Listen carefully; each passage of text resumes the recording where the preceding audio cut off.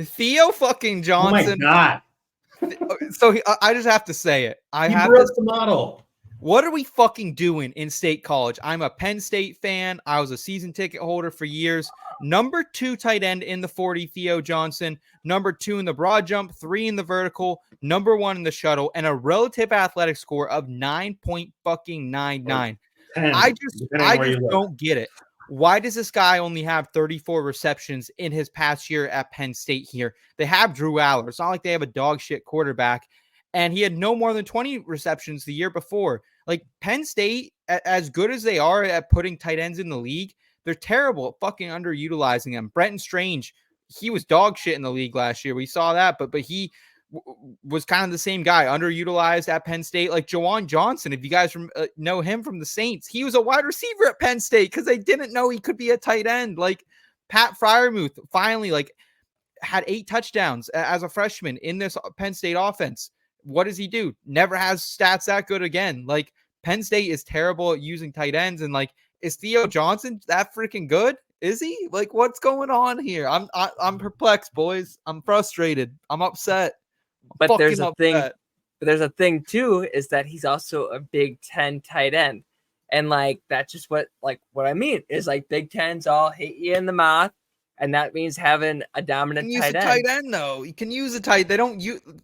I don't know, man. Theo Johnson let me down in some games. He had some ugly drops as well. Scott, how does your model weigh kind of a shit ass career with an absolutely perfect combine weekend? Where's the middle? To be honest, the only thing I'm attempting right now are running backs and receivers. Okay. But I would strongly recommend to plug my guy, who I'm a fanboy of. JJ Zacharyson is adding to his prospect model for the first time this year, a tight end model, which from what I've listened to what he's described about it, more so than any other position, these combine metrics matter a lot.